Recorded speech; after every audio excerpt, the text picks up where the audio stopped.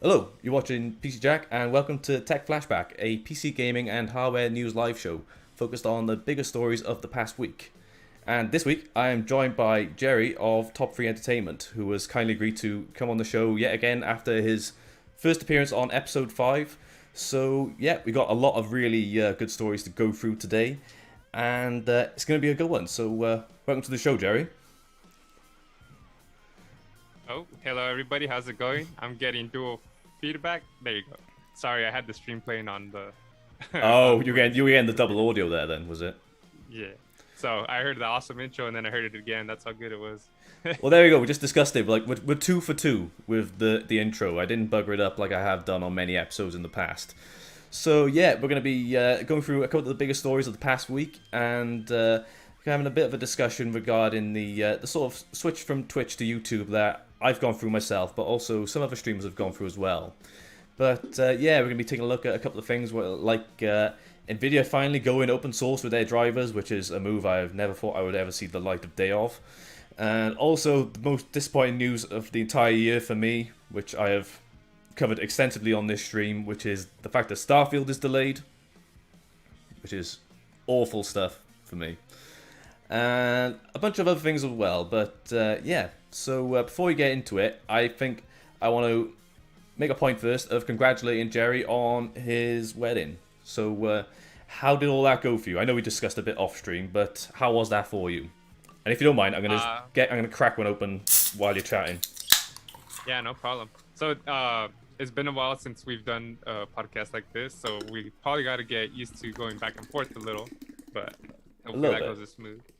But the wedding was great. The preparation, I took a week off before my wedding to help prepare for everything, get everything done. That was kind of crazy.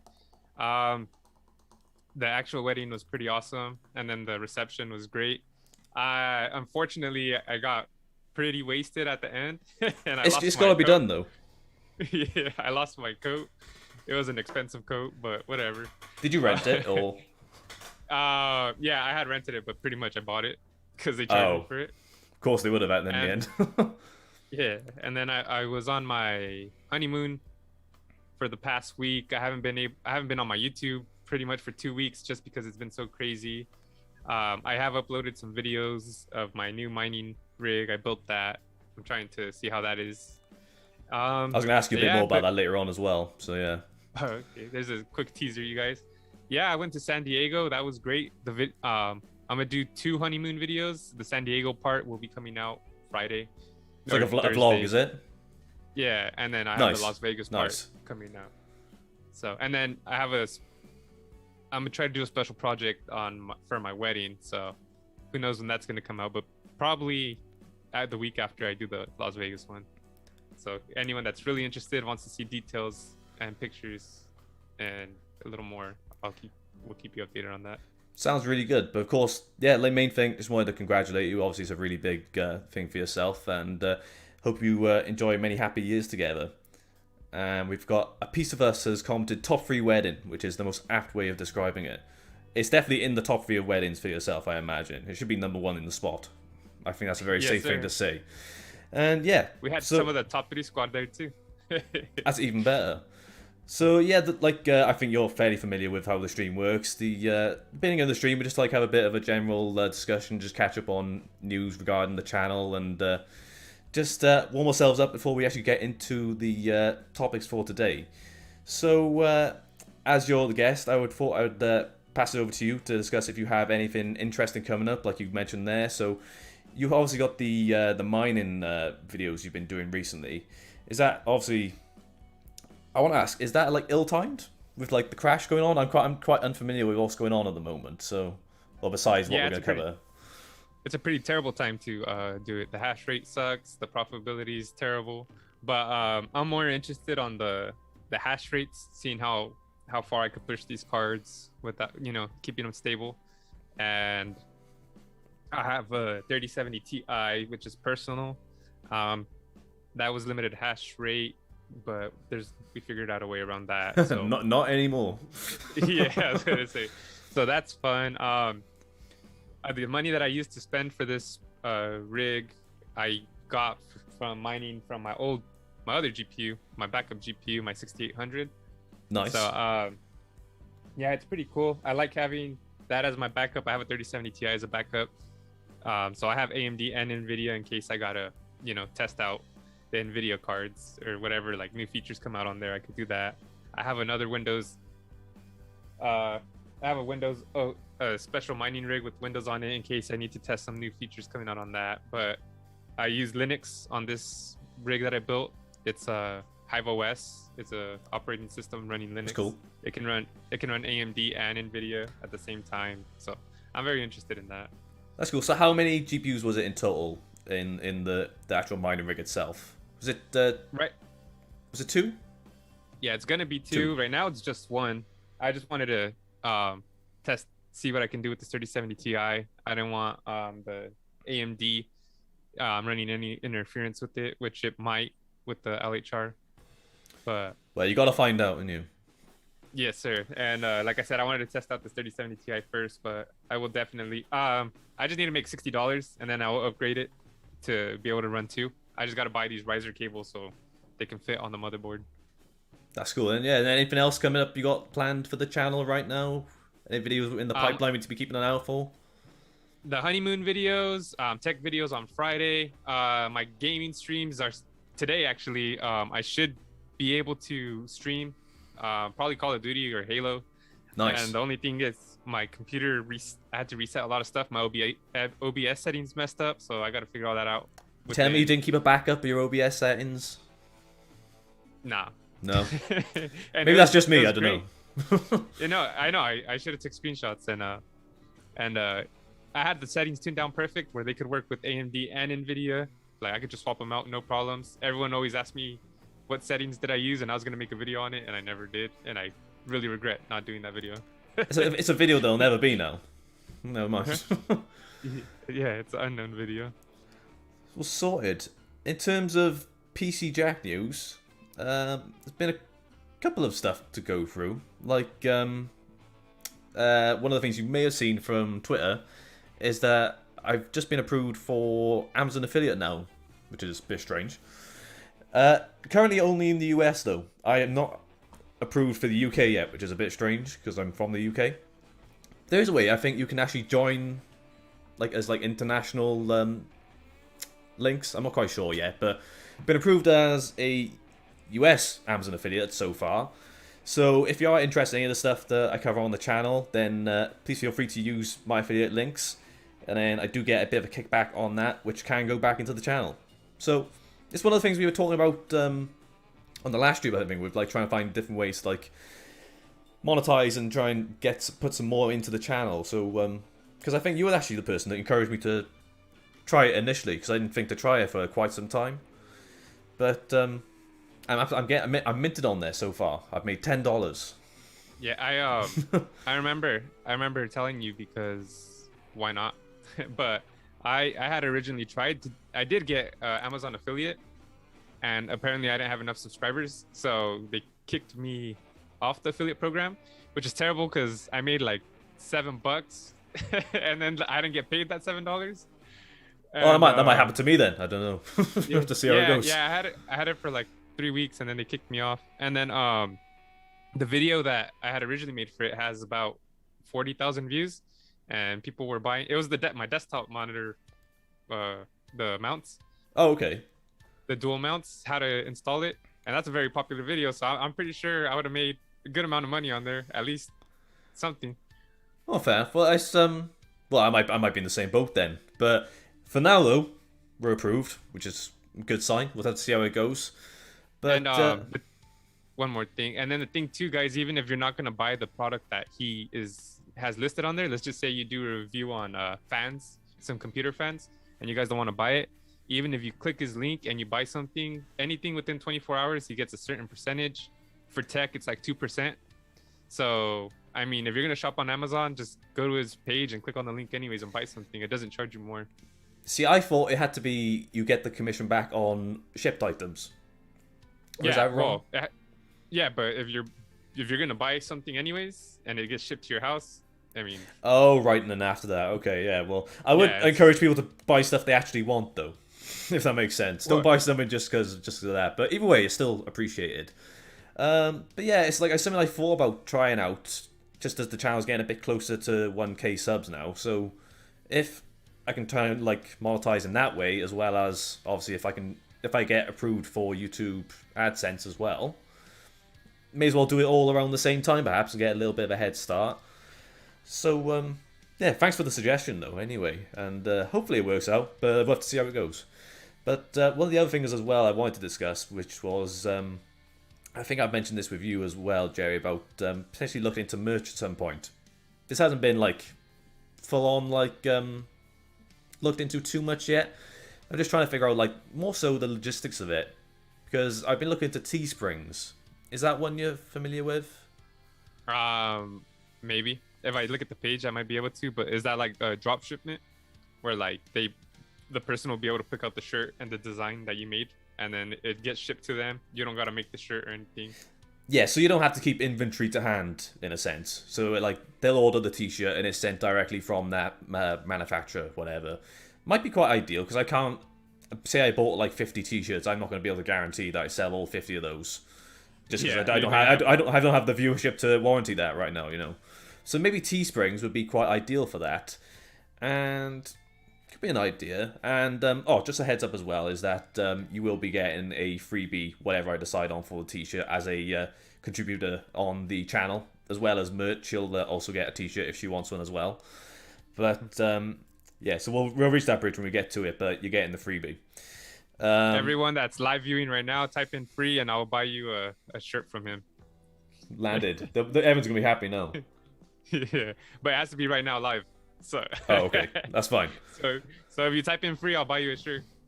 But then as well, like there's some of the designs I'm trying to think of. I don't want it to be boring designs. I know that sounds a bit like vague. But like obviously you have like something like sort of like I need to get some mock-ups of designs I want to do. But I know it would obviously be something with my logo, which kind of makes sense. And then obviously we've got to have the new channel mascot on there as well, the Thermal Turd. He's going to go on there at some point, so you have to choose which one you'd prefer to have. But I'll leave that decision up to you. But this be stuff as well, like I want to get stuff made that I would use every day anyway. So I think good stuff be like a good pint glass, you know, for a good keep my Guinness in a PC Jack pint glass. But stuff like that, mugs. Where you pointing at? Those vlogs, they said free, so I'll buy you a shirt, Matt. That's my cousin. He's gonna have to hold his dad now. Yeah, that's cool. I know his address. Well, at least a piece of us has heard of the Teesprings, so that's a good start.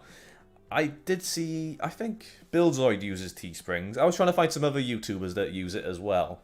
So obviously I could start off with those two t-shirt designs, see how that goes, and take it from there. But I am thinking that maybe like launching that around the time that the 1K subs threshold is met, because I want to give away some merch as like a bundle, like the whole kit in a subscribers giveaway, or say subscribers, a Discord giveaway.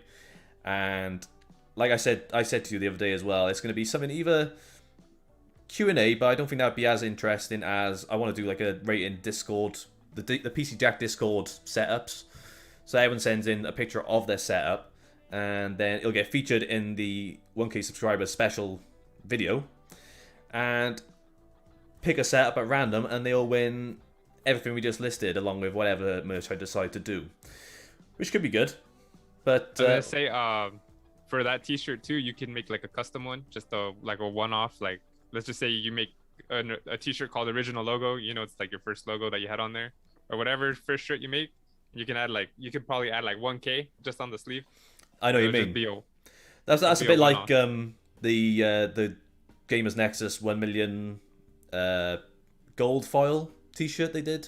So that sort of thing. So they did like one to celebrate that milestone. So yeah, something like that'd be good. But yeah, so cool. It's all in development at the moment.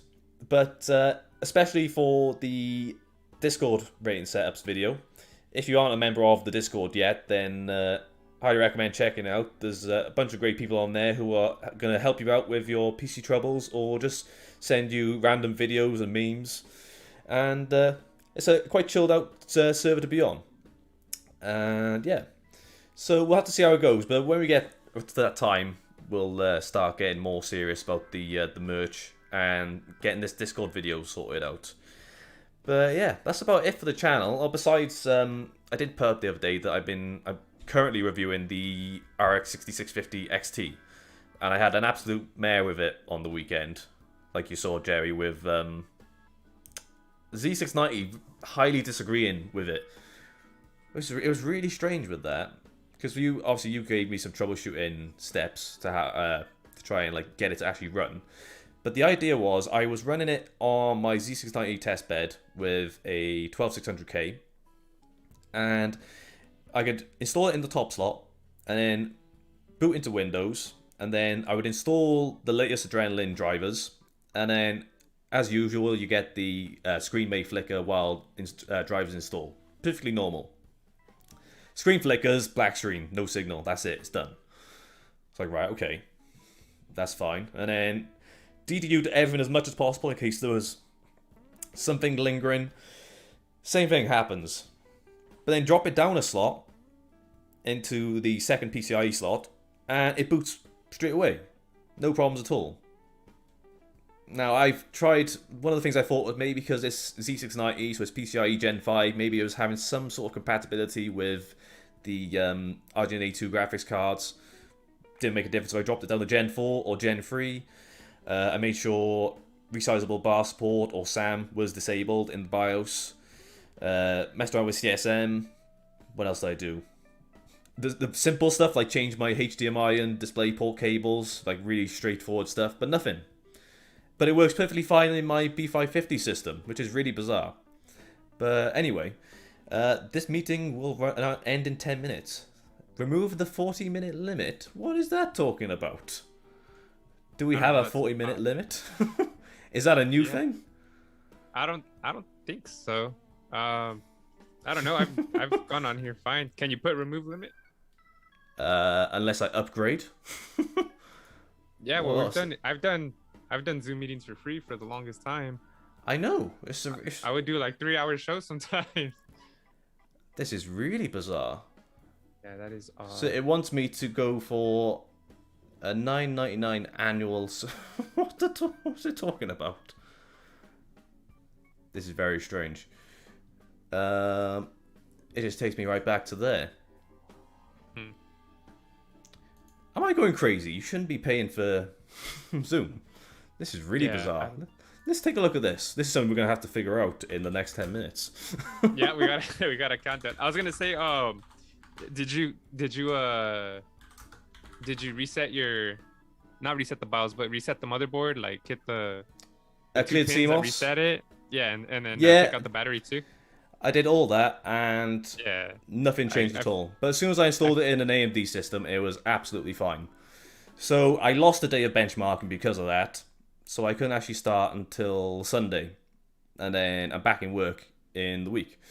So I don't think I'll get the review up for this Friday. Sad to say. So I've got a different video lined up for this Friday instead. But then it'll probably be for next week. But it's an interesting card so far, and I'm not going to spoil too much about it, but I did have a bit of fun last night doing some OC on it. I nearly managed to push 3 GHz on it until it crashed within 5 seconds of starting the benchmark. But I saw that figure very quickly, but never mind. Right, we're going to have to figure out what's going on with Zoom then. So Zoom offers... Have we been talking for 40 minutes?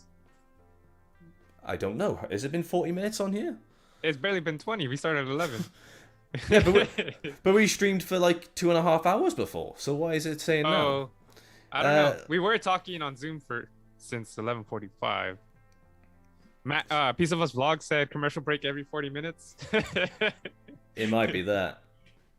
No, so you're gonna have to throw a quick PC Jack commercial on while we reset. Well, if we have to upgrade for Pro for now, we will keep the stream going, and we'll think about it in the next one. But either way, let me get this fixed out, and we shall take it from there.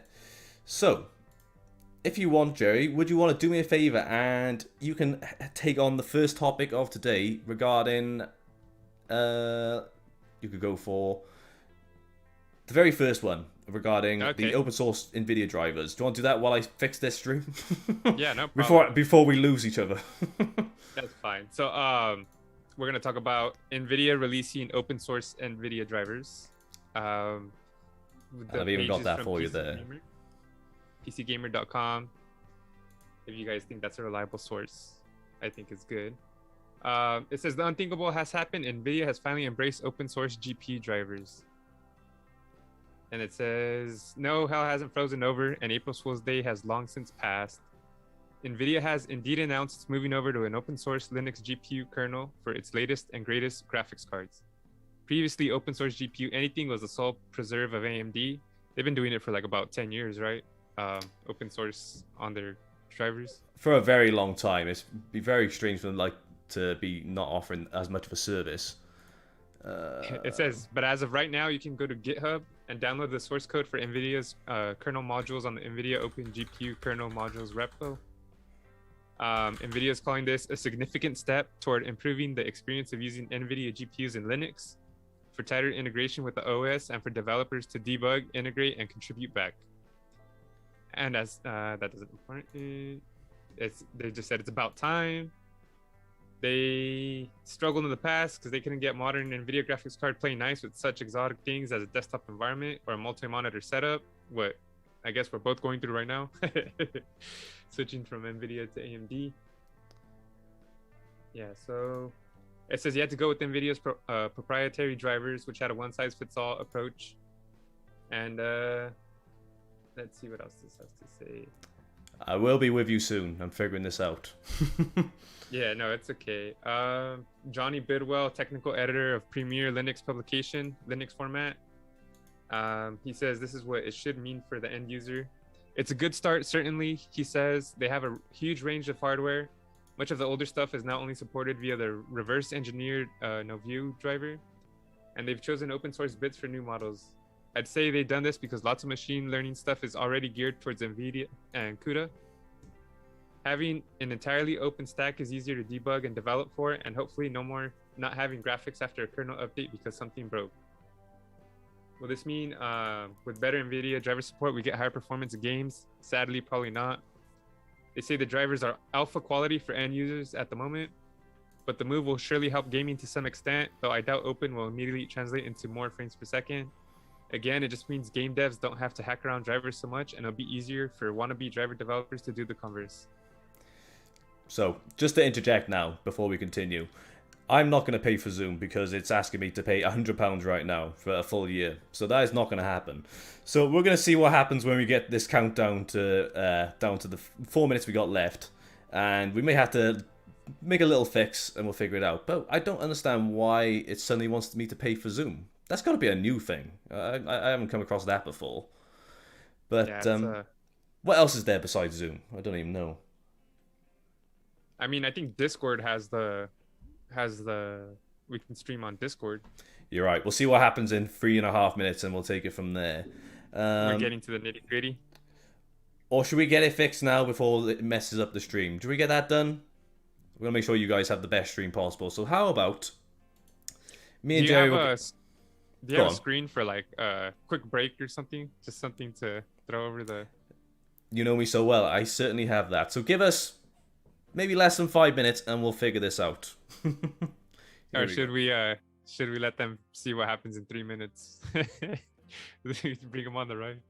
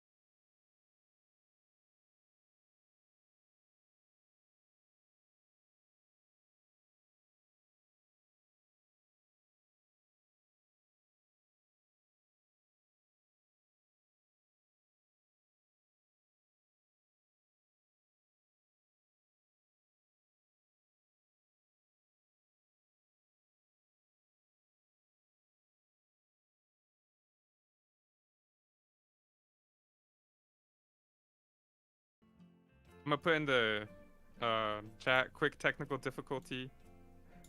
I think they'll figure it out Back. now because we're back. Okay. Okay. Sorry about that, guys. We've switched over to Discord, and now I'm going to be doing some fixing on the fly because we are now unable to count everything quite as neatly as before, but we're going to figure it out. So, in regards to the open source drivers now for Nvidia on Linux, the big thing that I think this is going to be a driving force for is obviously because of the Steam Deck. Because if you think about the success that the Steam Deck is seeing right now, Nvidia aren't going to let AMD get anywhere near as much of the action as possible on that, considering how much people are loving the Steam Deck right now. And if they can offer as much support as possible, even though they despise Nvidia so much, not Nvidia, Linux so much, they're going to try and get in on it. But get a crop in here. Is that looking any better? Right, I think that's about the best I can get it done on the fly. How's that looking on the stream? We back in a bit? Yeah, well, now it's not showing me on the... Oh, it'll come up, it'll come up. Okay. We're back. Yeah, Boom. looks good. Let's just take this time just to say that Zoom, you suck. And for anyone watching, how's the audio sound? How's the visual? If you guys can say, looks good, sounds good, that'd be great. You can say, it looks terrible, sounds good, you know, let us know. See, this is why it's important to be so well versed in how to run a live show and figure out how to fix these problems. So I think we're good to go again. Finally. Here we go. So, yeah. So what I wanted to get across regarding the open source drivers for Nvidia, obviously if they can get in on that action and make sure that they're a bit more available when it comes to Linux, especially for the Steam Deck, they are going to put themselves a bit more of a competitive edge when it comes to both AMD and Intel, as a matter of fact, because they've obviously both supported Linux for the longest time possible now. But the only drawback is obviously the fact that this is at the kernel level currently. It's not quite as simple as just downloading the driver as it normally would be through Windows. But it's still a start, and the fact that you can even get that, it obviously means the Linux community is going to take the time to fully implement that based on the code that Nvidia are offering, which is a really interesting way that I did not expect to see from Nvidia. How, like we were discussing Linux earlier on, how well versed are you in Linux in general? I'm very new to Linux right now as I go. The thing, I pretty much have not dabbled in it at all. The only thing I have done was install it onto a hard drive, and this program, the Hive OS, lets me control it remotely. So I actually control it through an internet browser or through an app on my phone. Oh, okay, so it acts a bit more like a VM in that sense. Yeah. Is it? So yeah, so I don't know. But maybe eventually I'll dabble more into it, but as of now, my Linux experience is like about 5%. 5%. That's still a percentage though, so it's all right. But I've only really dabbled with my main ones I've done for Linux. I've run Linux Mint for quite some time before on my HD PC, and that was good. I got on it quite well. There was a bit of work to do with some games, but like Steam's Proton compatibility layer does so much of the work for you. It's not even much of an issue anymore. Certain games, yes, but sometimes it just depends what you're playing. And it's obviously got even better with the Steam Deck, because have you seen how many games they're verifying for the Steam Deck, like, every week? It's like they're getting so many games out now. Cool. Any notable ones that you're looking forward to? Games in particular on Steam Deck? Yeah. Just whatever I play right now. Part of me, whatever's in your library, huh? Like, being able to play Red Dead on the go seems like quite a promising aspect of the Steam Deck itself. But I am also really interested to just play some really lesser demanded titles, because you'll get a hell of a lot more battery life out of them playing those games. So stuff like Hades or Hollow Knight, or older games like I want to play the old Fallout games on the go. I think I'd find that quite cool. Or Civ would be quite a good one to play on it, I think, as well. And wouldn't be too demanding on the hardware, I would guess. But obviously you got to play those hard-hitting ones on it just to see how well that device can handle them. One thing when I was benchmarking the 6650 XT, I done benchmarks in Cyberpunk. Now I don't play Cyberpunk very often, and since I last played, there's been quite a few updates. More so, they've added a built-in benchmark tool, and I noticed when I was going through picking my settings, going through the presets, they have a preset for the Steam Deck, which is nice. quite cool to see. I didn't try it out on my desktop, but I'm interested to see what settings that does equate to, just to see. It's probably a mixture of low to medium on 720p, but I'll have to have a look through. But it's interesting that they've had that available as a preset. But is this a move that Nvidia is going to live up to moving forward, or is this just like a flash in the pan? That remains to be seen a little bit, but I am optimistic that they are going to continue to roll out further support. But if it's more so at the expense of not losing out on competition, well, I shouldn't be surprised. If you're Nvidia, you are just competing end of the day. But we'll only soon tell. So yeah, I think we lost a bit of time on that one because of the technical issues. But I think we'll get on to the next one, and we'll be relatively problem-free moving forward. But yeah, When are you getting? I was say, when are you getting your Steam Deck? See, I was trying to figure this out because you can get a Steam Deck. There's a Steam Deck calculator, I think, but I haven't had a chance to go through it properly. But I ordered mine on the 17th of July, which is the Saturday, and I can't remember the exact date it came out. But my order queue is for Q3. So Q4. That's gutting. Yeah, it says July to September, around that time. It's looking like, but maybe I'm sort of relying on maybe someone will like drop out, so be like, oh no, I don't want mine anymore, and then they'll shift me further up the queue. But yeah, let's see how it goes. But what are you excited to play on it? Forza Horizon 5. That's a game that I currently own. I don't play it at all, and I really like those games. I just, with all the editing and all the work and just my two careers right now, it's hard to find time. So when I do play games, it's either Halo or Call of Duty for the most part. So I'm really gonna probably play that Forza Horizon 5 the most. Is there any issues with Halo multiplayer on the Steam Deck currently? Because obviously there's some issues with anti-cheat through Linux, especially for games like Valorant, I think. But I don't know if that is the case for Halo. Is that something you're aware of? Sure. Yeah, I'm not too sure, but maybe. Well, maybe by the time they show up, they'll have that support in place. And then I've never played Red Dead Redemption 2. I've heard it's a great game. You've never played Red Dead? No. I'm more of a multiplayer guy. But of course, that's fair enough, yeah. I highly recommend it, though. Like, yeah, for real. I heard nothing but good about it, and I just can't... I don't want to start it because then I'm never going to pass it. I'll probably get, like, 80%, and then just never finish, like, the main story. Of course, yeah. Yeah, that's what I did with Witcher. Yeah, I still haven't finished The Witcher 3. Like, I don't even know how far I was into it, but, like, I would pick it up every now and again, and there'd be so much story that I've, like, forgotten about. But I don't even know what's going on anymore. But, and then the buttons for every game is, like, different. And then, you got to play certain styles and stuff. So every time I try to get back into a game, like The Witcher, like, you got to be really technical with the combat on there, or you'll die easy. So, like, I just keep dying, like, instantly. I forget how to play. I forget combos. It's like, all right, I'm not going to play this no more.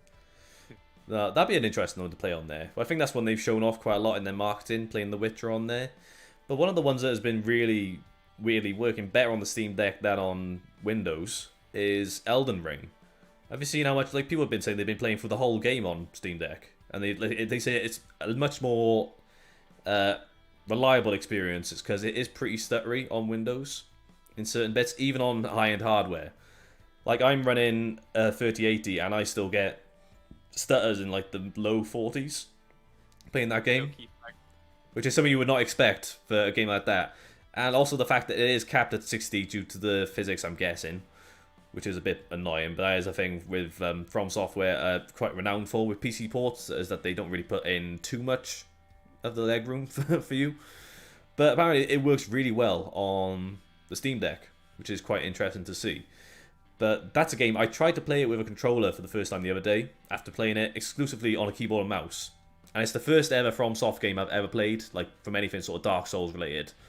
And, like, I'm too comfortable on keyboard and mouse now to even, like, I can use a controller, but for that game, because it's so difficult, I can't, like, change my playstyle from that to a controller.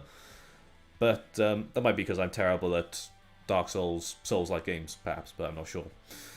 But anyway, how about we get on to the next story? How does that sound with you, Jerry? Sounds pretty good. Next. Sweet. Our next story, the most heart-wrenching story I've ever had to cover on TechFlashback is Starfield and Redfall delayed to first half of 2023. Now, if anyone knows, I'm going to make sure you're a bit more in the shot on there. There we go. If anyone knows what I'm into on the channel, they all know that I am a big Bethesda fanboy and I play a bit too much Fallout and Skyrim. But the fact that my most anticipated game of the last couple of years is now delayed until next year again is very disappointing. But there is good reasons for delays, which we do need to talk about, but there's also disappointing aspects of delays as well. So if we take a little look closer on the article, we can see on here that Bethesda has announced a Redfall and Starfield delay, pushing both games into 2023. Today, the publisher announced on Twitter that Starfield and Redfall have been delayed to the first half of 2023. The news comes just weeks before the Xbox and Bethesda game showcase on June 12th, where both titles were expected to receive big deep dives ahead of their original 2022 release dates. In an official statement, Bethesda said of the delay, "We've made the difficult decision to delay the launches of Redfall and Starfield to the first half of 2023. The teams at Arcane Austin, Redfall, Bethesda, Game Studios, Starfield have incredible ambitions for their games, and we want to ensure that you receive the best, most polished versions of them." Now, I won't go for the entire quote on that. But yeah, I think as soon as we see any image like this, you know it's bad news. If you've ever seen any of the delays that we saw for Cyberpunk. But why do we need to be concerned about delays? Or why do we need to be concerned about delays? More of a fact. But well, the reason. Oh, sorry. Okay, go on. I'd say the thing about delays is I'd rather them finish the game and polish it than not, than release it early and have it buggy or have it just be a terrible game. Like let's just say Cyberpunk, people couldn't even play it on their PS4. If we're talking about last gen too, that's a whole nother topic. But I'd rather them take their time and make the game playable and have content and all that instead of me playing the game and then never wanting to touch it again. Exactly. I don't know how you... But with Cyberpunk, that was an instance where delays did not result in an improved game, as we all saw. And say what you will of Cyberpunk now, it has obviously got to a much more polished state than it was previously. But in that instance, there was a lot of crunch on that game and a lot of difficulties with adapting to the new Red engine, I believe it's called, that they use for that game. And especially for a developer that worked on The Witcher 3, which is one of the most highly regarded games of the last 10 years, I want to say. It's very surprising. But they really struggled to get the game where it needs to be for a release date, and it was postponed, I want to say, for at least 2 years? Am I right in thinking? I think it was 2 years at least it was delayed for. I just noticed my mic is down, all the way down. There's nothing but technical issues on this stream today, guys. But we'll figure it out. But we should be aware that if there are issues with the game, it shouldn't be released in a buggy state. Now, say what you will of Bethesda games in the first place, and they do have some interesting bugs, which I'm sure we've all come to be familiar with. Sometimes the bugs make it better. Exactly. Like, if you see any of the bugs you see, like, from compilations from Skyrim, Fallout 4, there's some crazy bugs in there. And I think it's become a bit of an endearing aspect of some Bethesda games. But we do want to see the best version of this game possible. And that does sadly mean that we won't get to see it as soon as we would like. Well, say see it as soon as, like, get our hands on as soon as we'd like, more in a sense. But the one thing we do have to bear in mind now is, of course, we are leading up to the Xbox Bethesda showcase next month, which I am pretty certain they are going to show something. Now, if it's going to be as detailed as we would have liked, I'm not too sure. But I feel like they have a lot to answer for with the showcase, because there's a lot of people that are very disappointed about not being able to play both Starfield and Redfall. Redfall I'm not as familiar with, but either way, they've got a lot of fans and they need to show something. Because, is there much coming from Xbox over the next couple of months before the end of the year? I don't think so. I was gonna ask you, what have you heard so far about Halo Infinite? Is there anything, I know you don't really play it much, but I've seen stuff in the news regarding it, and it's not been many good things, truth be told. Mainly that they don't have a lot of content out. Yeah, they don't seem to be getting much to actually put on there. Now, that is obviously the issue with multiplayer. They need to keep things as active as possible. But how much more can you add to it? I think, is there any sort of way you've played the campaign? You must have by now. I haven't passed it yet. I'll probably pass it on my next session. Oh, there you go. That's all right then. But is it looking like there is going to be some sort of campaign add-ons potentially? I'm not too. They should if they were smart. Supposedly co-op's going to be added. I'm waiting for that too. That's going to be fun. That's been getting pushed back since it was supposed to come with the game at start. It was supposed to come out in May, which is now, and then it's getting pushed back to October. So that sucks. And then the problem with the Halo Online is that there's not enough maps, and right, you play the same maps kind of repeatedly. And I mean, I have fun with Halo because I don't play it every day, maybe every other day, and I still enjoy it.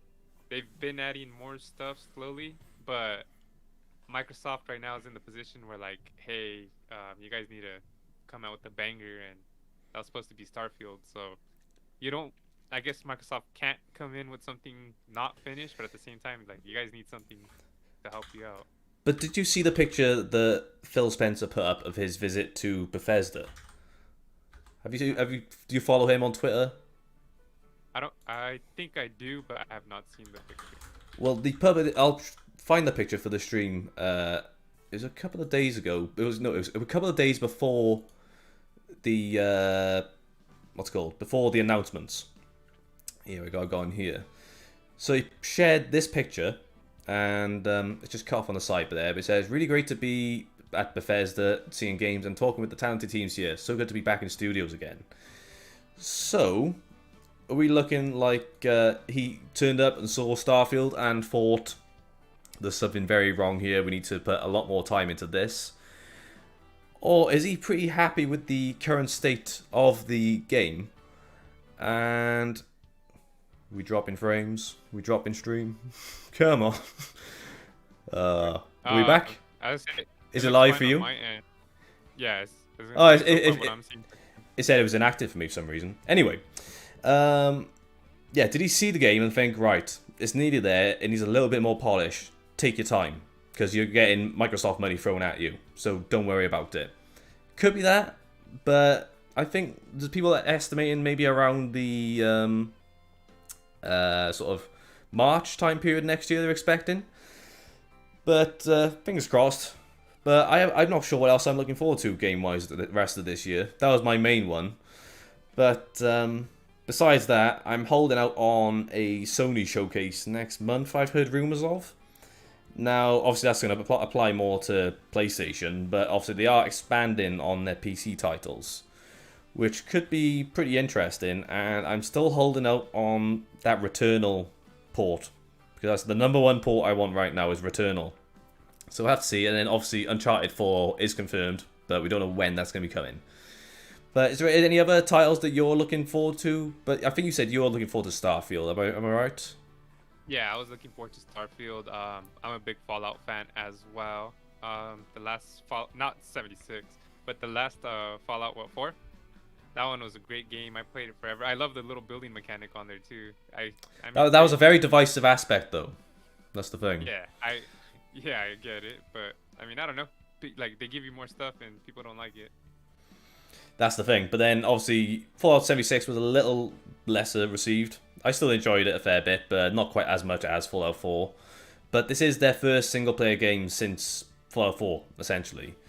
So they really want to nail the landing. And the last time Is they it supposed to delayed a be launched? game, was Oh, it just sorry, quit I didn't announcing know. if it's too early? See, that's one of the other things as well, but they do have to get some sort of date out there, in a sense, to actually make sure that these games do come. And they're not necessarily guarantees, which is sad to hear, but that is kind of the case, as we've seen with a lot of games. Think of, like, especially more so with the pandemic being a sort of scapegoat for delaying games. Like, it's very easy to pin the blame on that right now and to say, like, COVID-related issues, the game was delayed. It's a very easy way to actually postpone a game. But there's a multitude of reasons to go into why a game gets delayed. But at the end of the day, you do want it to be that it'll get the polish that it deserves. But I can totally agree with, like Piece of Us said, like, I hate getting hyped and then it gets delayed. That's the feeling I've had from, like, last week. I didn't think I was reading the actual news story when I saw that. I was like, is this a joke? It's not, is it April Fool's? But sadly not. Yeah, you But, tweeted about it and you didn't like my response. oh, sorry, you'll be doing the thing like, oh, I saw you, I posted that, but you didn't like it.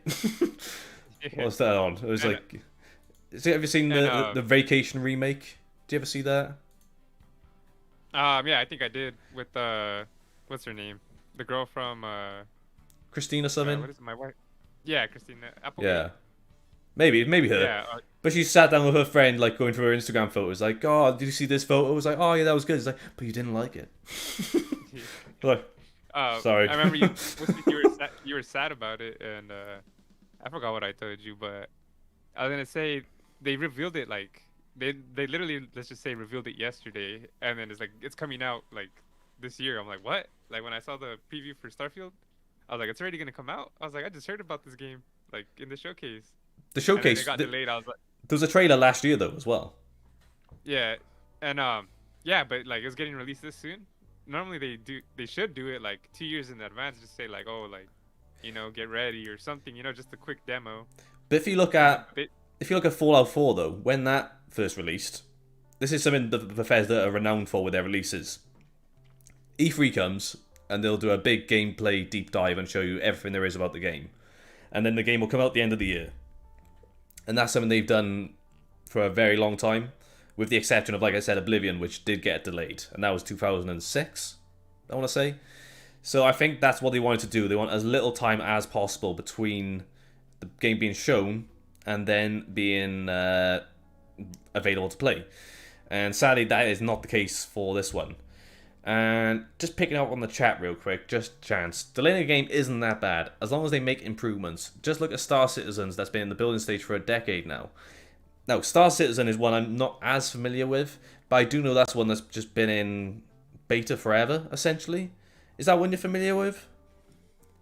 no, that's not one it kind of sounds familiar. I'm sure if I see it, I'll probably recognize it. But I don't know. I guess there's a certain sweet spot of announcing it too early and announcing it too soon. I guess maybe not just give out a exact date unless you know for sure the game is pretty much ready. But for a Maybe game like Star Citizen, and then in that case, if that's been in beta for so long, at what point can you be critical of the actual game itself as an incomplete product? Because if it's in beta, you can't really critique it too much. You say, well, this is work in progress. But for other games like that have a firm release date, and once they are out of the beta stage, it gets a little bit tricky, I think. Well, look at Fortnite. Isn't Fortnite still in beta? Or did they finally release that too? I remember that was in beta for its whole lifetime, almost, and that was pretty much a complete game, I feel like. No, Epic are still trying to figure it out. They don't quite know what they're doing with Fortnite. It's not been that profitable. It's been very difficult for them to get a decent player base, Oh wait, I'm talking rubbish now, aren't I? Yeah, I was gonna say, I don't know if has that game actually like got out of beta. I haven't played it in a while, but I remember like the first time I played it, it was when it like barely was coming out. It was glitchy, it was laggy, and then I played it like a couple seasons after, and it was like a smooth experience. It's I guess the Fortnite that it is now. Must be. But I don't know how long can it be beta before that's not a good excuse anymore. You know, like Star Citizen, if it's been in beta for 10 years, I think that's just a game. You can't call that a beta no more. Yeah, can you even if can it's you original can you remember the original game mode for Fortnite? Wasn't that the yeah, one it's where supposed it's to be like zombies or like something like zombies, that? huh? Yeah, Yeah. yeah, yeah. Who played that? I I don't think don't anyone got know. to play it, man. Yeah, I think they were still making it, and they just put out the multiplayer for now, and then that just took off. Fortnite is the greatest beta of all time, lol. Okay, I think we'll stick with that. If you are a fan of Fortnite, then all the more power to you. I have to say though, a couple of years ago, I was benchmarking a system, and I chose to do Fortnite because that's what everyone plays. So I may as well do a benchmark of it. And obviously, no built-in benchmark, so I had to actually do some of my own benchmarking playing the game itself. And before that, I'd only ever played it on PS4, and I had never won a match ever. First time playing it on PC benchmarking, I won. Nice. I don't have evidence of that besides like maybe an Instagram post from at the time. But that's my claim to fame. I won my one and only PC Fortnite session. I But remember that's my cousin. He doesn't pay for Xbox Live, and he has an Xbox, and I guess Fortnite is free. Like you don't need Live to play it. So I got on there and I hopped on with him. The first game I played since like playing that original like beta that was like laggy. We won, and I was like, all right, I don't need to play this game no more. I was like, that's it. it You was like just too easy. I have nothing left to lose anymore. Just Yeah, I'll leave it go at out that. undefeated.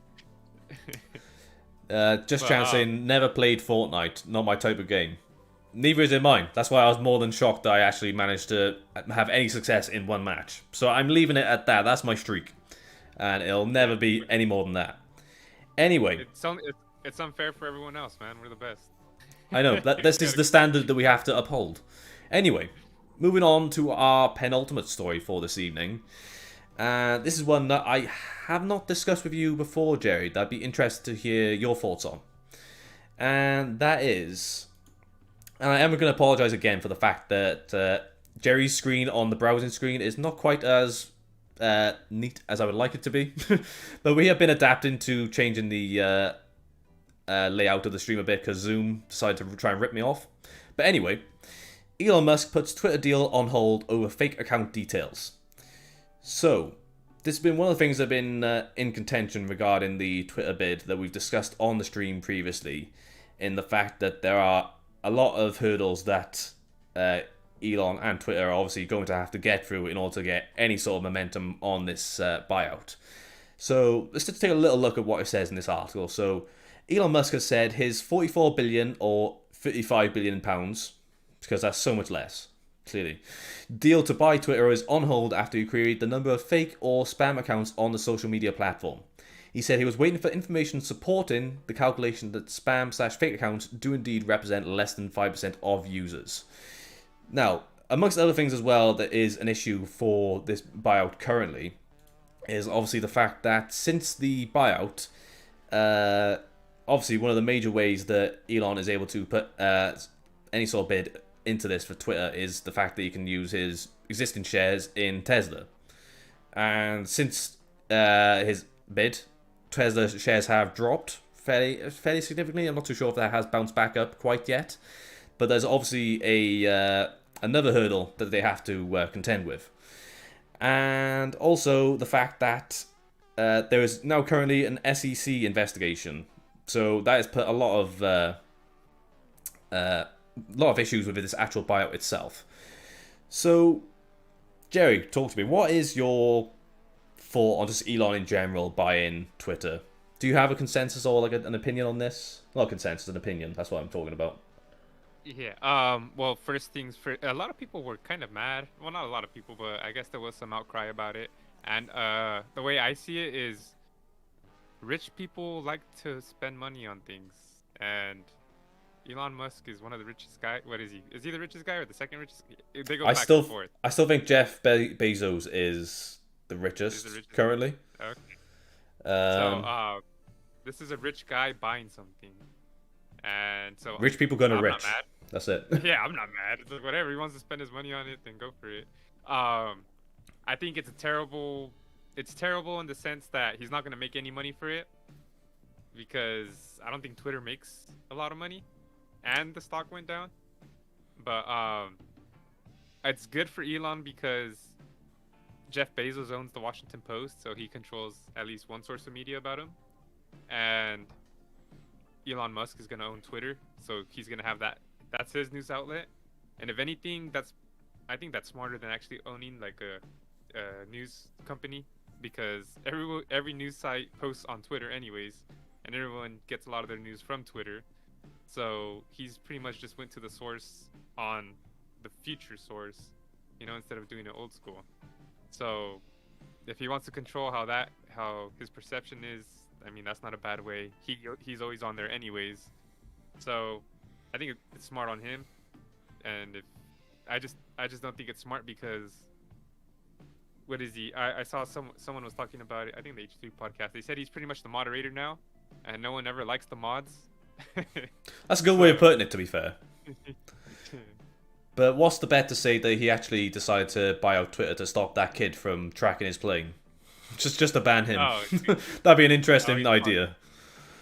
I think he'll probably buy a fake plane, and they'll probably think that's Elon's plane before he bans them on there, or he'll probably take them out. Yeah, that's it. But wasn't it? He said he did he offer to pay him to stop tracking him, and he declined, or he might have declined and said, "Oh, I want more," or something. It was something ridiculous. I can't remember. But there is that potential idea. But then obviously the one thing that people did notice was there was a massive influx of more far right-wing political members joining the service after the announcement. Now, I don't say that you should be right-wing or left-wing to be on there. That's the whole point. It's like it's very open platform for anyone, regardless of your political agenda, which we're not going to get into on the show. But there's a lot of nudity on Twitter too, which isn't allowed on like any other site. Yeah, and we all saw what happened to Tumblr when they decided to ban porn, and that didn't go very well. Yeah, and OnlyFans too, when they were going to take it off.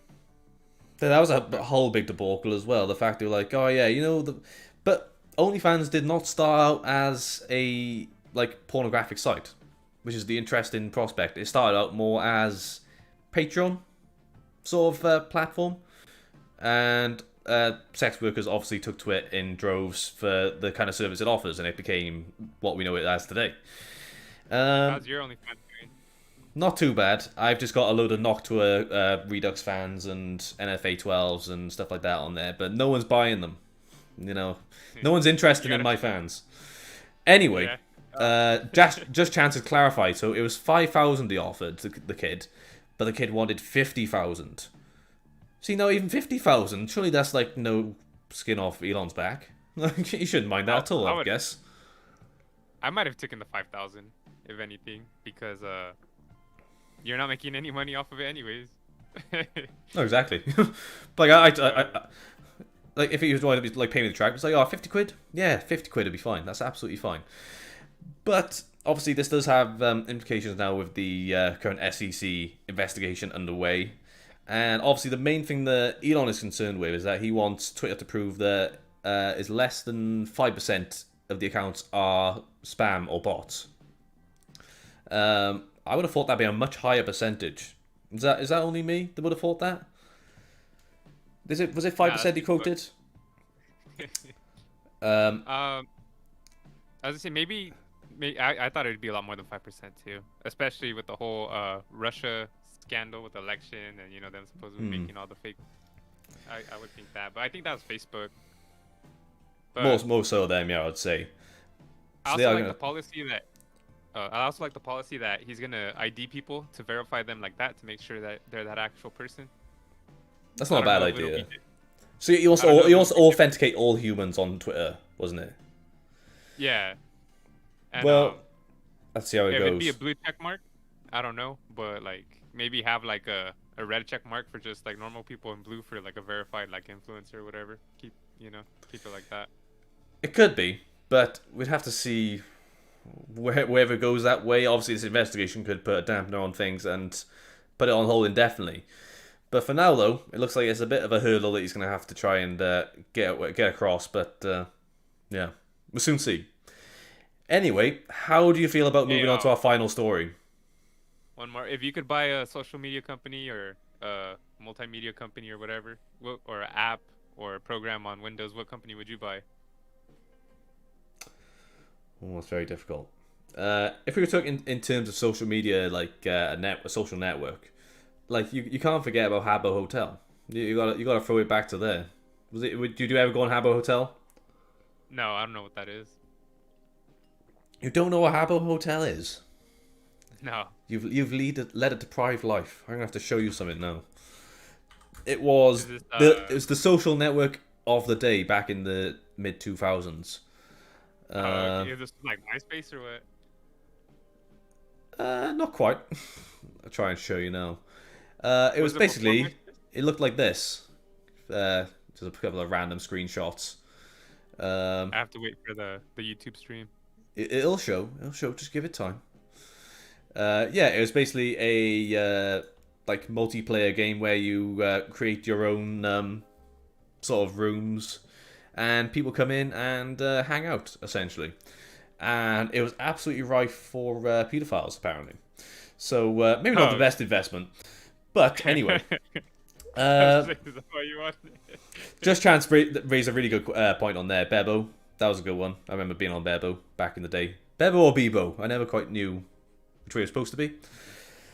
But an actual, right, so social network or just business entity to invest in. What was it you were asking? Yeah, it doesn't matter. Anything pretty much that you can access through your phone or on a computer that has a network, even maybe like Steam or I don't know, Discord, just whatever connects people together, or social media. Like if we were talking about raking in a lot of dollar, like If you want a dollar, or you just want a fun project to say that, hey, I did that, you know. Or if I want to bought talk in that. terms of like fun, I'd be more interested in Valve themselves. Valve. I really find, I'm as disappointed as I am that they don't develop as many games as they used to. There's a very specific way that Valve works, and it's a like tactic that I find very interesting with the way that they work. Whereas regardless on games or hardware or software, anything in itself.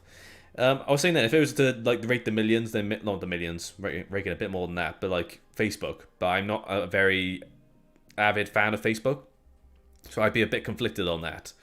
But Valve, I'm always pretty interested in, and Gabe Newell himself. I don't know if you've ever seen do you watch the No Clip documentaries? No, what is that? So No Clip is a YouTube channel that focuses specifically on what's it called just on documentaries themselves, and their most popular one is a documentary on the development of Half-Life. And okay. yeah, so that's there's a lot of stuff in there about Valve that I find really interesting in itself. But yeah, so Valve probably my pick. What about you? Matt actually took my answer. YouTube. That's a perfect example. See, are we concerned when it comes to YouTube versus TikTok currently? No, not. I mean, maybe TikTok can last a while, but I don't see YouTube going anywhere. I think TikTok and YouTube can last together, side by side, you know, or be opponents, whatever, competition. But I think YouTube will definitely outlast Twitch.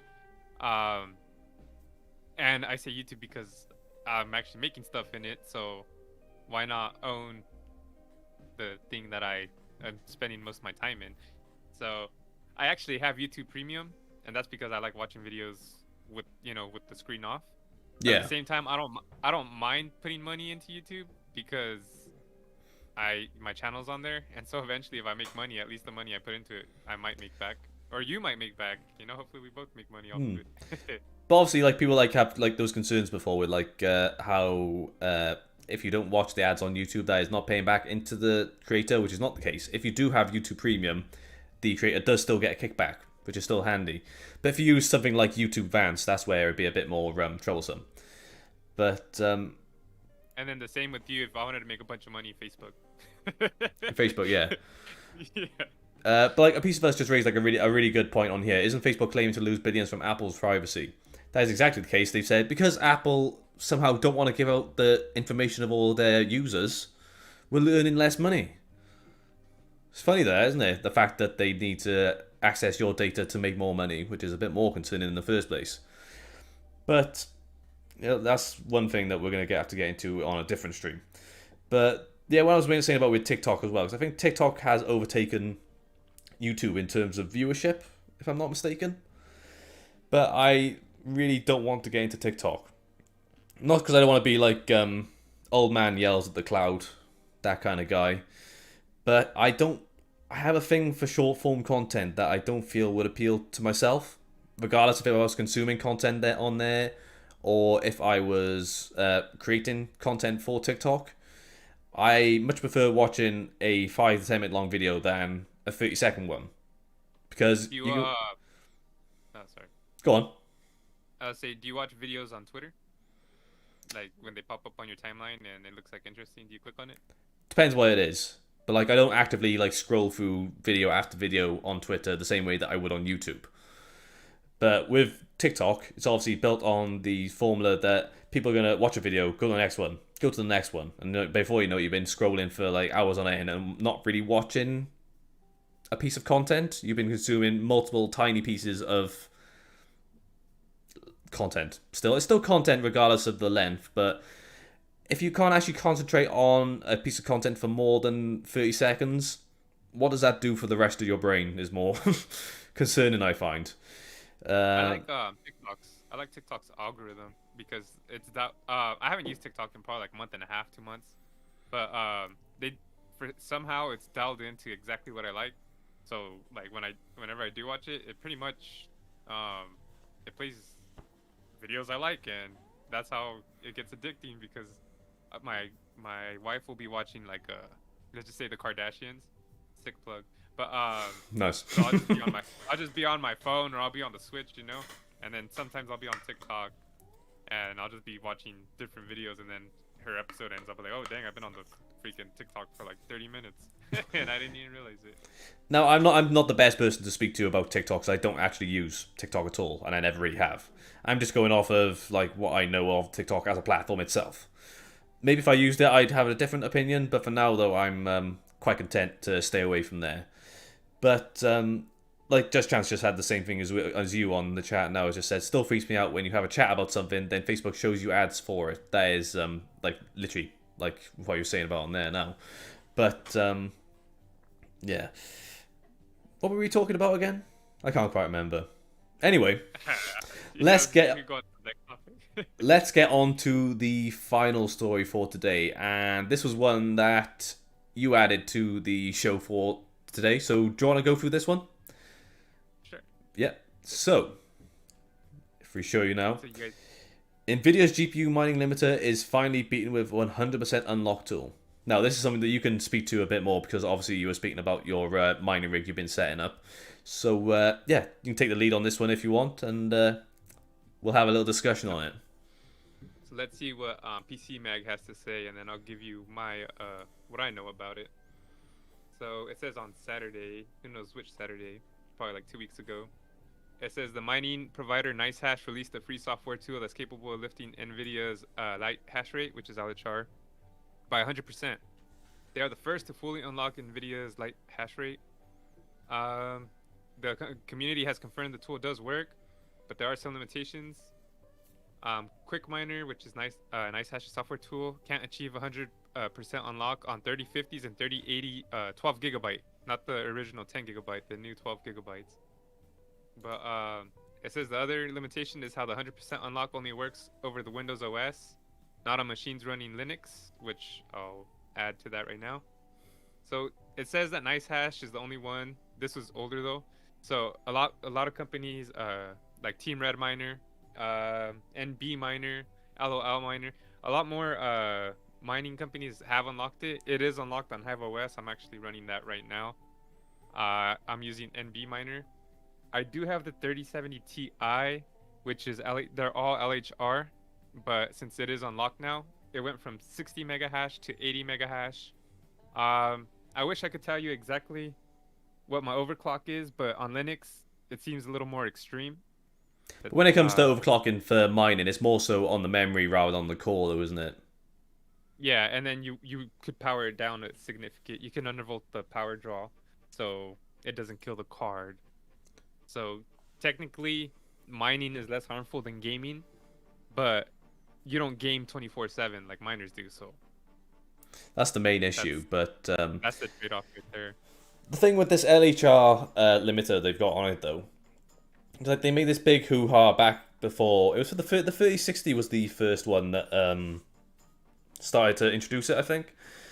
And they made this big song and dance about how much they care about gamers and how much they're going to look after us with these low hash rate limiters, which in a sense does not look after gamers because the average gamer, say like yourself, you've got these cards, and an easy way for you to make a bit of money back on these cards is to mine back what you invested in them, which is I don't have a problem with that in that for the mining. It's more so for these like large scale mining farms where I'm a bit more concerned.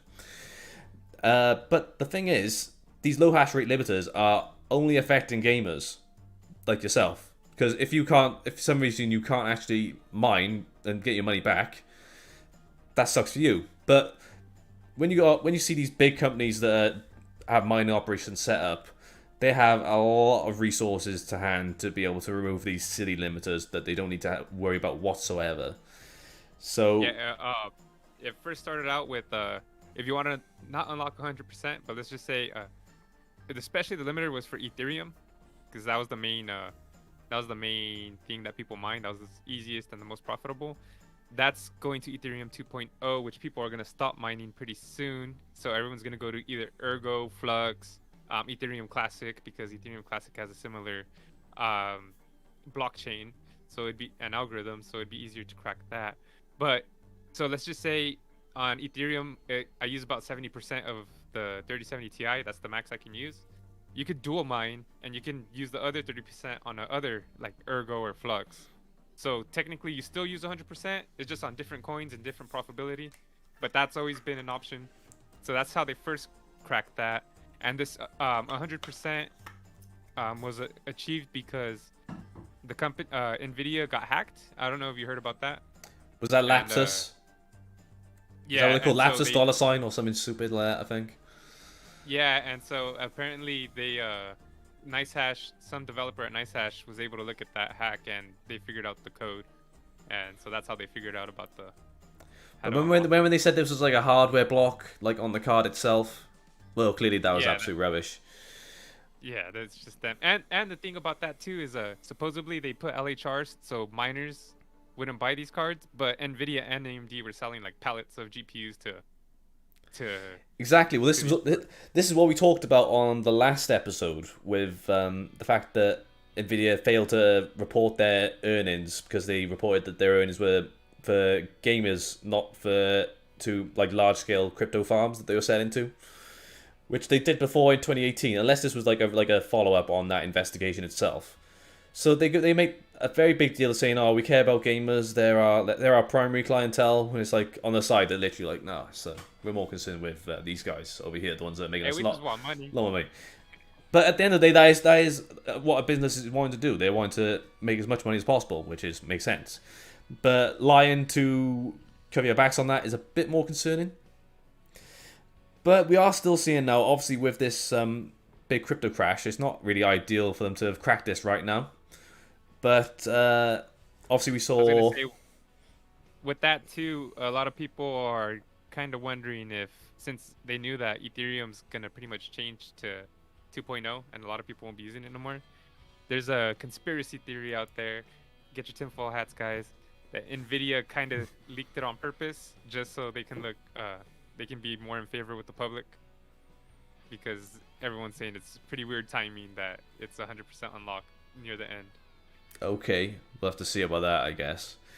But are we seeing this as like a dip that is going to improve anytime soon? It's not looking like it currently, from what I can see. Yeah, no, crypto profits are down, and NFTs have tanked. That's it, yeah. No one cares about NFTs anymore. And there's been so much push by game developers for NFTs. It's been very strange. Well, I say very strange. Of course there's been push, but like an example I can think of now was Square Enix like very actively trying to push for NFTs in their games. And well, it'll be interesting to see if that does continue, obviously, with this buyout from Embrace Group. But We've even seen it as well with voice actors as well. Troy Baker, who voiced Joel in The Last of Us and a ton of other games.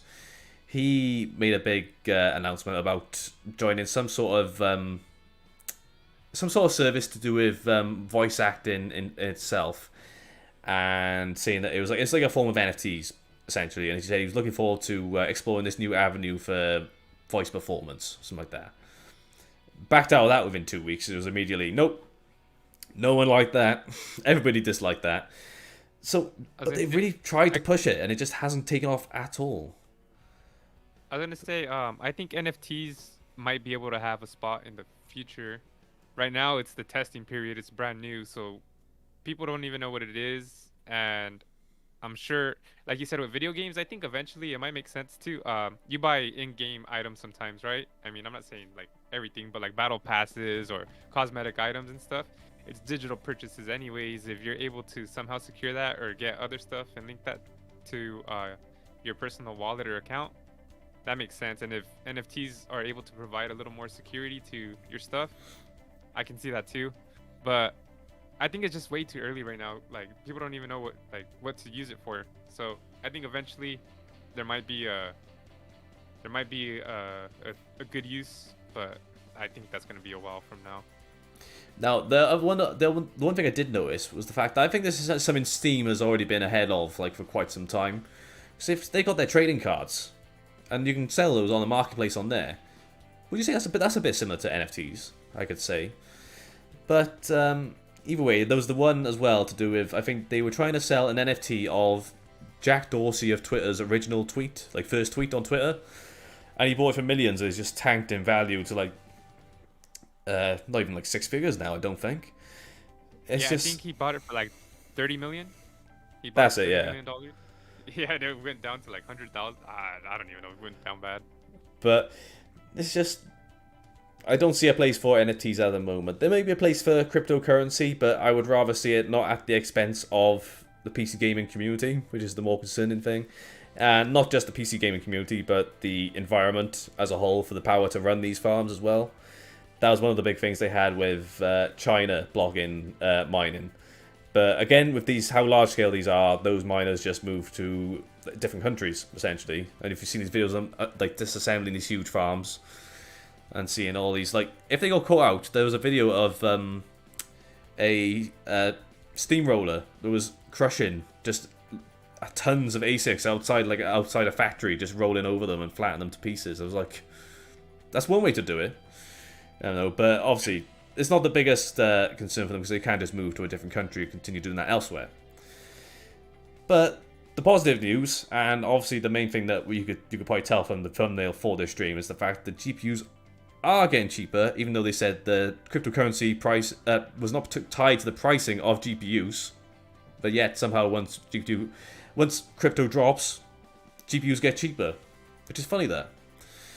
And they'll probably say that the prices are going down because the new cards are coming out, which probably does affect it a bit. But like we said, put your tinfoil hats on. Crypto's down, GPU prices go down. That's crazy. But the fact that because we were talking about the 6650 XT earlier. If you look at that in the UK specifically, those cards are still on sale. At least I think they are currently. But if you think about any other release over the last 2 years now, nearly, it's been sold out on the day. But the fact you can buy within a minute. Exactly. But now I could go on a website now, like a UK retailer scan, and I could purchase pretty much any SKU I want at a much more reasonable price than it used to be, I want to say. Oh yeah. But like, it's promising.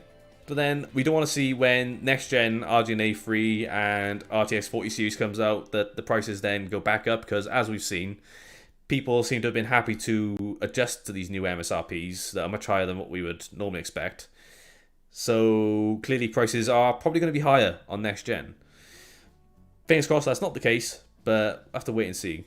So I still hold out on the fact that the RTX 3000 series Founders Edition cards being probably some of the best priced GPUs on the market, maybe from the 3060 Ti to 3080, I would say.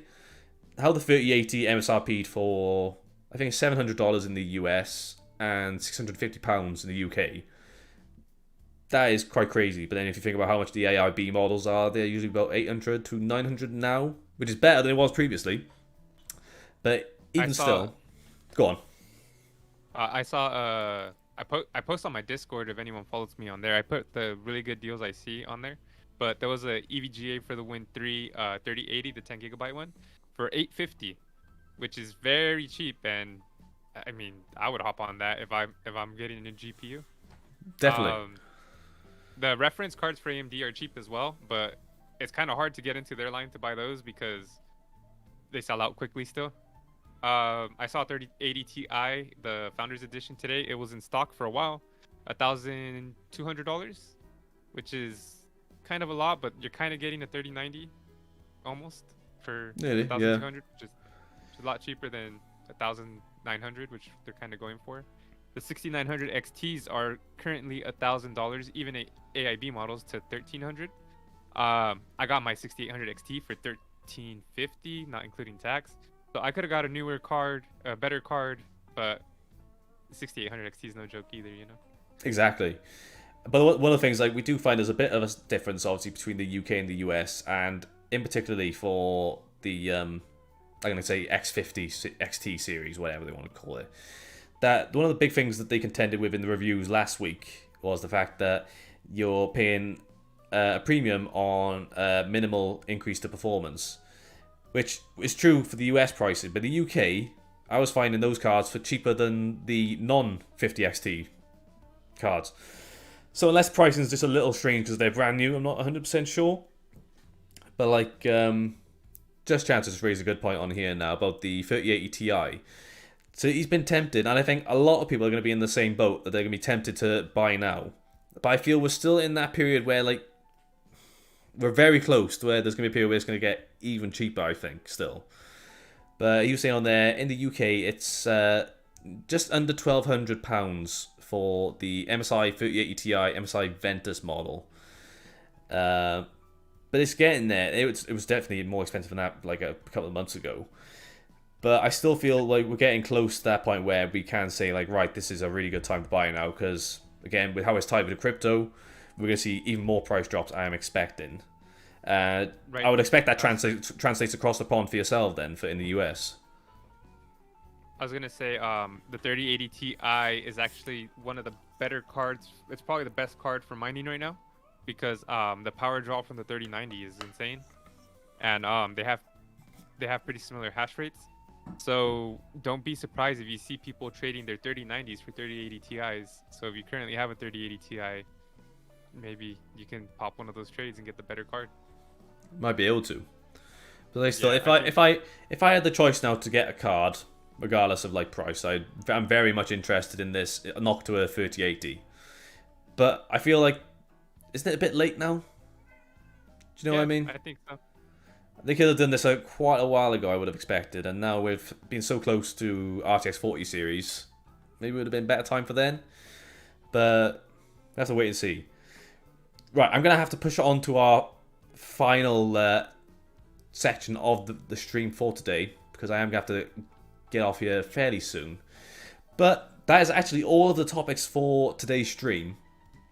And we're actually going to go into our closing discussion for today. And Jerry has kindly provided his choice for the closing discussion for today.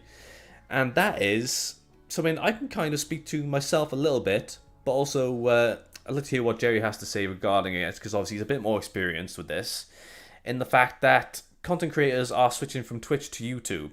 Now, I was streaming on Twitch for a few months, and then I've very recently come back over to YouTube.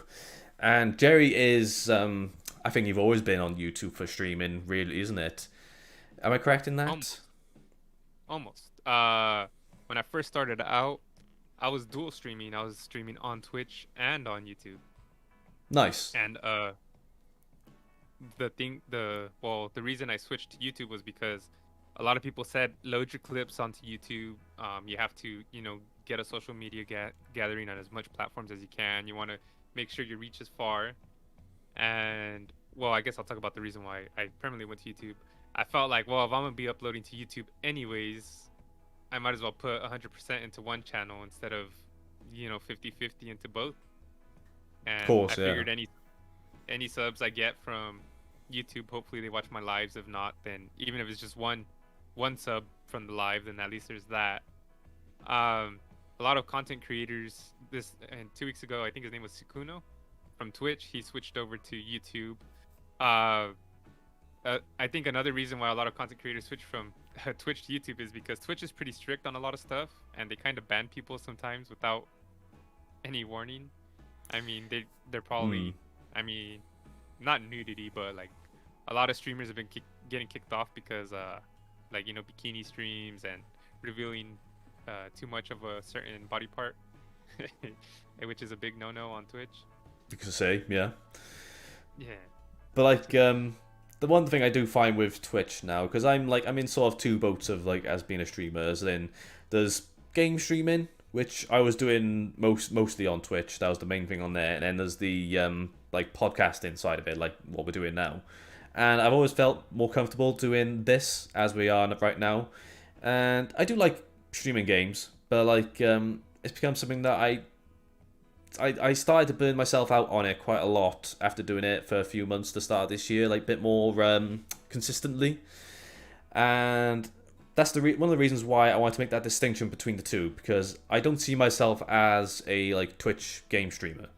It's not something I'm really that interested in.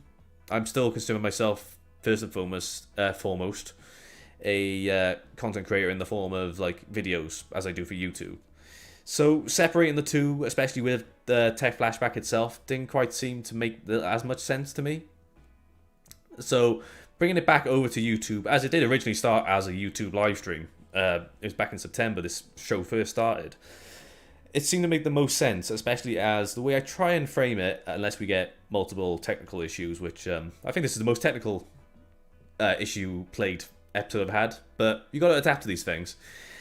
Is that the episode itself can start to become more an actual video rather than just a VOD in itself. Rather than just like consuming it as a live piece, it then becomes a part of the channel itself. Which is the one thing I quite like about it, because that is how I like to see my videos, as a just a video, not just a stream that has been a recap of something else. And that's one thing I like about it. And obviously, it's episodical for TechFlashback, and it's interesting to see. And it's going to get more. What's the way of putting it? Because the episodes have become weekly, it's going to like be a much more interesting rabbit hole to go down if I decide to say, right, I want to look back on some old episodes. And there's going to be such a change from week to week that I don't feel would have come across monthly, if that makes sense. Not so much in like how the stream looks or like the stories we're talking about, but like the way that we're engaging with people that are in the chat. Like we've had a couple of guys in here now that are hanging out with us, and just seeing how it changes from there. And for YouTube, I'm not as familiar with it, obviously, like I said, because I haven't been streaming to it as much as I have on Twitch before. But I am getting on better with it at the moment, because obviously I am able to rely on the fact that I have more of a following on YouTube than Twitch. Because on Twitch I had about 30 followers. So besides relying on that and just where I am in the homepage itself, not the homepage, whatever page you would appear on, for depending on what game you're playing, the level of discoverability on Twitch is more questionable in a sense. And if you are much lower on that scale, you are going to have a much more difficult time getting people to stop by. Which, obviously, you've got to get used to that one viewer, which I think the one viewer counts as yourself on Twitch. I don't know if it's the same on YouTube. yeah. But you got to get used to that, and that's just part of the way you develop as a streamer itself. And you should be going into it more the fact that you want to play a game, and if anyone stops by, all the merrier. Which is the same way I see it on YouTube, in a sense. But I'm obviously going to have a little bit less of an issue with discoverability because I'm much more active on YouTube. So that's one of the benefits that I found. But overall, in itself, I just get on a bit more with YouTube. And I'll still use Twitch every now and again for streaming games exclusively. But I still think that podcasting or just TechFlashback itself is where I like to be with streaming. I don't know if you feel the same way, because obviously you've had some experience with that as well, with being like a game streamer on YouTube. But then you've also done the podcast in itself with your Why Not Me podcast. So you've got experience on both ends of the spectrum as well. Yeah, I was gonna add, since this is technically, I feel like this is my first episode on the Tech Flashback, even though I've been on here before. I was, I think I was more of a guest on there. On here, I'm kind of co-hosting, you know, and We're co-hosts. I'm co-host. You're co-host. We're equal parts in yeah, this right now. yeah, and the thing about this is the thing about podcasts is it's great because your audience gets to know you a lot more. You know, they see your videos and they're like, wow, this is a well edited video. Your voice sounds great. That's one thing I love about your videos, man, is the presentation is awesome. Oh, well, thank you very That's a much. big I do that's a big appreciate use. that. But in this way, even the technical difficulties, it's pretty great because people get to see you act on your feet. It maybe it's not the type of content you were expecting to make, but hey, we're live streaming. That's what happens. Like you said, you have a bigger fan base, so I think that's great that they get to chat with you. They get to ask you questions. Shout out to a piece of us vlogs and Just Chance. You guys make sure to hit that like button because likes help get this more out there. The more you like about it, the more it's gonna be shared to other people. The only thing I don't like about YouTube is their live service is terrible. Um, it's hard. Like I don't know if you've streamed, but how many times did it show you someone is live? Only if you're sub to them, right? Exactly, Yeah. yeah, that's what I mean. That's the one aspect of discoverability that is a bit lacking with YouTube. So unless you've already got the subscribers to stop by, that does make it a little bit more troublesome. But that's one of the things I think they are developing more as YouTube gets a bit more popular for live streaming. Especially when they get bigger names to stream on YouTube contractually. I can't think of any off the top of my head, but we were talking about this, whether it may be Ninja. I'm not quite sure. Was it Ninja or Dr. Disrespect are on YouTube now? Can you remember? Yeah. Even the Dr. Disrespect is doing a Twitch Fortnite tournament, which is kind of crazy. I thought he was banned off there for some unknown reason. But I feel like YouTube is a lot cleaner in the end. Just Chance said Twitch is full of nonsense, which is kind of true. YouTube has a lot of nonsense as well, but that I guess that's only if you really look for it. I can understand that, but then if we look at, I'm going to use this as an example now, because obviously Mert was the last guest on Tech Flashback back in February, and she is like excelling on Twitch. She's got about around 2k followers, I want to say, somewhere on there, and obviously you can see the sort of community that she's built up based on that following through Twitch. Now that's not through luck. She's obviously worked very hard to get into that position. So that is like an example of someone who has sort of like prospered in that scenario. But it depends on the sort of streamer you are and if you can capitalize on the way that that platform benefits you, if that makes sense. But it swings and roundabouts for everyone else. Some people it'll work better for them than others. But like I've seen, like in our instance, we prefer YouTube for streaming, but it does have a long way to come in terms of the platform as itself for streaming exclusively. But like piece of us vlog said, they're adding gifting subs as a feature, which is big. They added raid, so like after you're done, a popular streamer is done doing whatever they can move their subscribers to a different live stream to go watch that channel, which is a big push if like however many streamers are watching your show, and then obviously you go to someone else's, that might help someone pretty good. The only downfall about that is if you put them to a terrible channel that's awful, like be a bit off-putting then. Wise, but like ideals, like let's just say you send it to like a racist channel, that'd be pretty bad. Yeah, that'd be a bit awkward then. But other than that, I mean, let's just say I'm streaming and I go to finish and I'll see that PC Jax is live. I'll be like, all right, well, I'll send my subs to him. I trust him, obviously. I'll have to take a look at that, and then I can know when to pass them over to you if you're streaming at the same time as me then. Yeah, I don't know if you have to have a certain amount of subscribers, if you got to be monetized. I don't know exactly how that works. We got to figure that out. Yeah, that's the thing. But like for Peace Versus just said no. Oh, sorry, go on. I'll say one more thing, like I said, is the chemistry between us should get better every episode. Because exactly. We're still working out the kinks. It's it's the kinks in our relationship. We're figuring stuff out. We're figuring out what each other likes, and stuff like that. But yeah, I think we're getting along on there. And of course, like I said, Jerry is going to become like like a regular on the show whenever he wants to join on. He's always welcome on the show. But I am going to have to call it quits for there for now, though. So just want to say thanks for stopping by on the show again, Jerry. And yeah, we're going to hopefully get you on very soon again. And yeah, I'm going to have to call it quits for there, guys. But yeah, thanks for watching. If you enjoyed the stream, then please feel free to like and subscribe for more videos and streams on the way soon. You can also follow me on Twitter and Instagram, as well as Jerry, who is also on Twitter and Instagram. I've included his links in the video description. If you want to talk with us, you can also talk to us on Discord. Then there'll be a link for that as well. And yeah, next episode will be next Tuesday, same time, 7 p.m. BST. And we shall see you there.